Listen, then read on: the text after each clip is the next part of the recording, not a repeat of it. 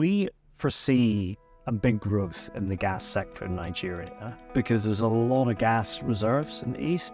We believe in this for the future, and we've made a commitment growing our footprint within Nigeria, delivering what we say we're going to do. This is gas for Africa.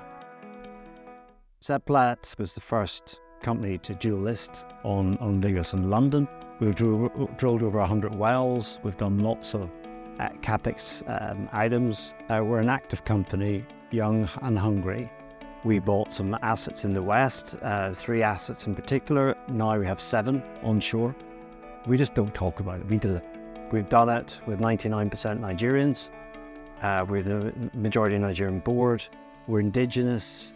What Seplat's done through its access from the London Stock Exchange is attracted many billions of dollars of capital into Nigeria, which I think really fits within the drive of this government, which is foreign direct investment, using that capital wisely, growing production, giving returns to all the stakeholders, growing our footprint within Nigeria, delivering what we say we're going to do.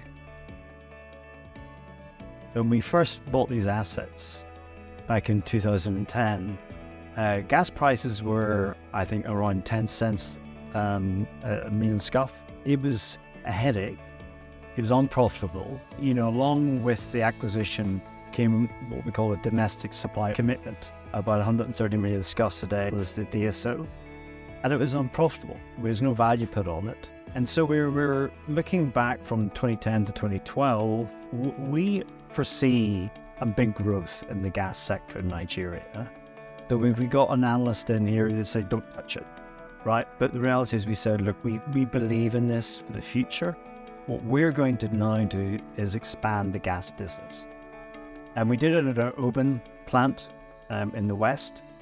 And Oban, if you look back at the gas master plan in Nigeria, it really foresaw hubs, to be hubs amongst the Delta, taking gas from the hubs and then putting it into where the demand is.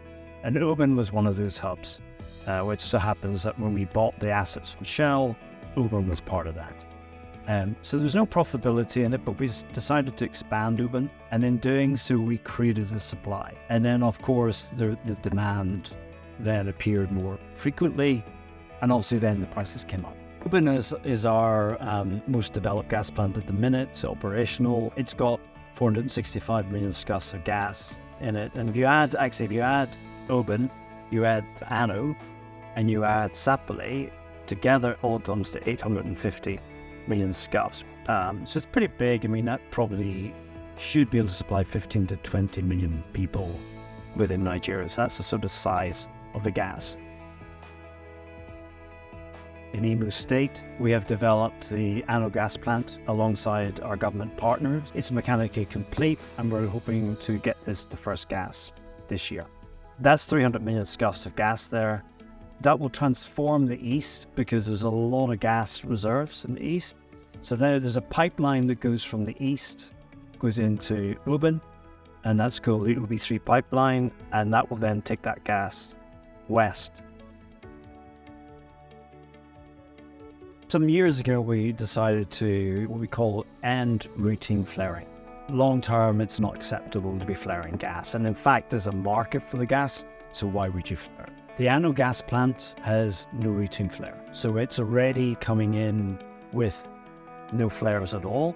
What we also have done is installed a lot of CapEx, a lot of technology to ensure that we are taking down the flares completely. And we've made a commitment by the end of 2025, we'll flared out completely of routine flares. And that is 5 years in advance of the government's target, which is 2030.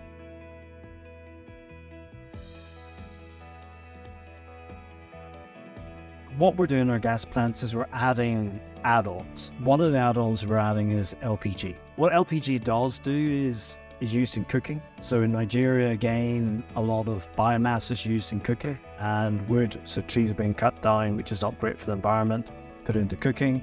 LPG is a natural substitute for that.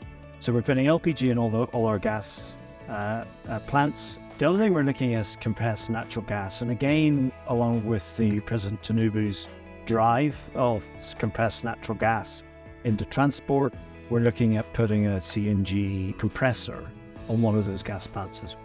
So it's actually expanding. It's not just supplying dry gas. It's actually looking at where can we really build a site and align with what the government's trying to do.